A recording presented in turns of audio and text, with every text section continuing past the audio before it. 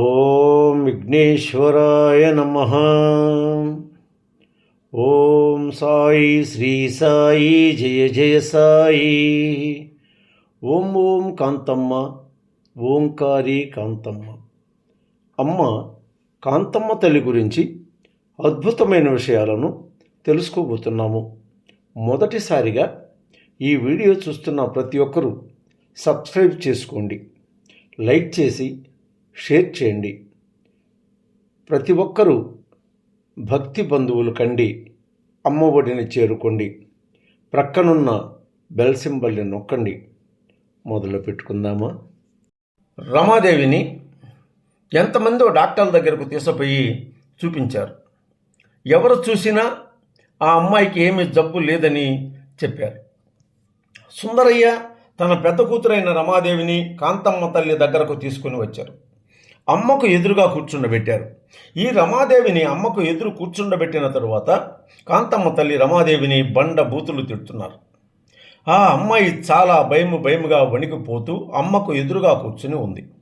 నేను అర్థం చేసుకున్నాను, రమాదేవిలో ఏదో దుష్టగ్రహము ఉన్నది, అందుకే అమ్మ తిడుతుంది అని గ్రహించాను. అయినా నేను ఒకసారి సుబ్బారెడ్డి స్వామి వారిని అడిగి తెలుసుకుందామని స్వామిని అడిగాను. స్వామి, అమ్మ అలా తిడుతుంది ఎవరిని అని అడిగాను. స్వామివారు, రమాదేవి ఒంటిలో దుష్టగ్రహాలను అమ్మ అలా తరిమి వేస్తుంది చూస్తుండు అన్నారు. రమాదేవిని అలా తిడుతూనే కాంతమ్మ తల్లి, పో పో పో, పంట పండించుకోపో అని కేక వేశారు.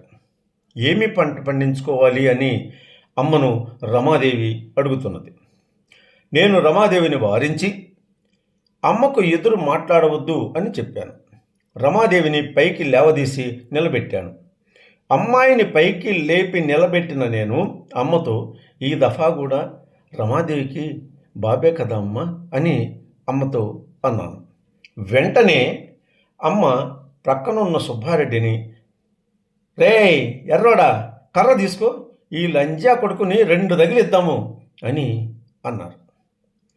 మనము ఇంటి దగ్గర బయలుదేరుతున్నాము అంటే తన ప్రక్కనున్న వారికి మనల్ని గురించి అమ్మ అంతా తాను చూసినట్లుగానే చెప్పేవారు.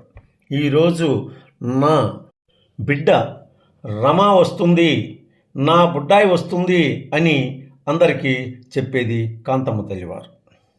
ఎప్పుడో ఏందన్నా ఈ వారం క్రితము శుక్రవారం రోజన్నా అమ్మ దర్శనమునకు పోయి ఉంటే మొన్న 20/9/2024 అమ్మ తన సమాధి సోపానము నుండి పైకి లేచి అంటూ ఒక శబ్దము చేయుచు శివలింగములోకి వచ్చి జొరబడినది అన్నానని రమాదేవి చెప్తున్నారు.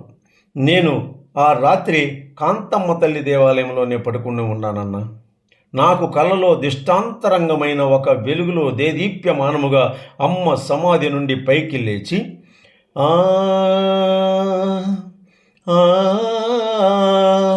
అనే ఒక శబ్దంతో అమ్మ శివాలయములోని శివలింగములో ఇమిడిపోవుట నేను ప్రత్యక్షముగా చూశాను.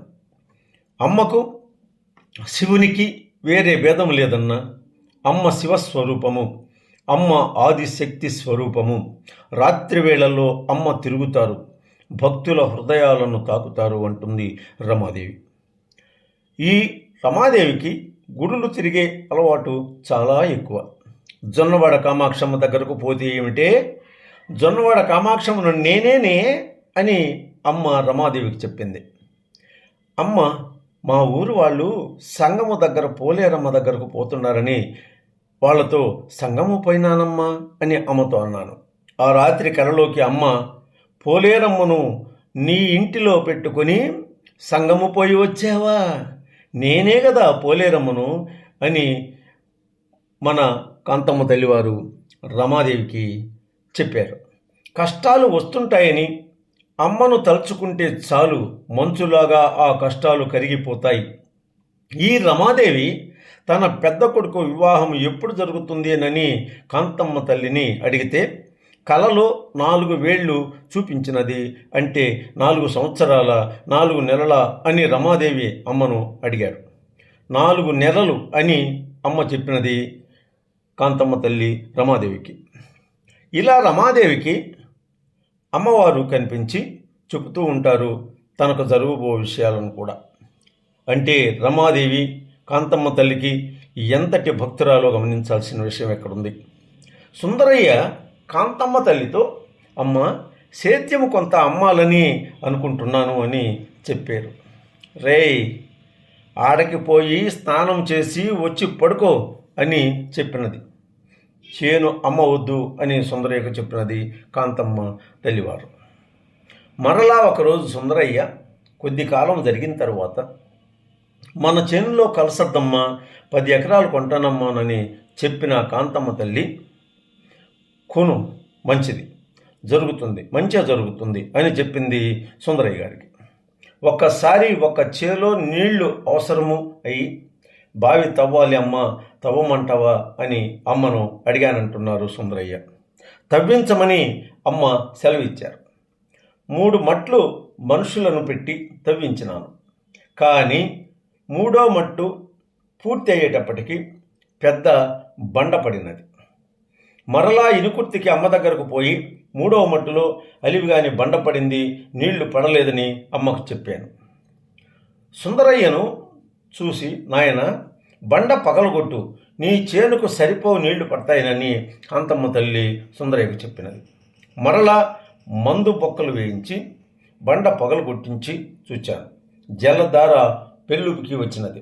నా చేనుకు అమ్మ కాంతమ్మ తల్లి చెప్పినట్లుగా నీరు పుష్కలముగా పడినాయి.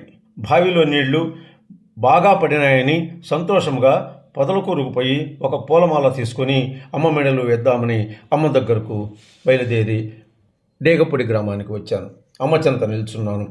ఓం కాంతమ్మ ఓంకారి కాంతమ్మ, ఓం కాంతమ్మ ఓంకారి కాంతమ్మ, ఓం కాంతమ్మ ఓంకారి కాంతమ్మ. మరువరనుకుంటాను, మీ విజయభాస్కరుడును.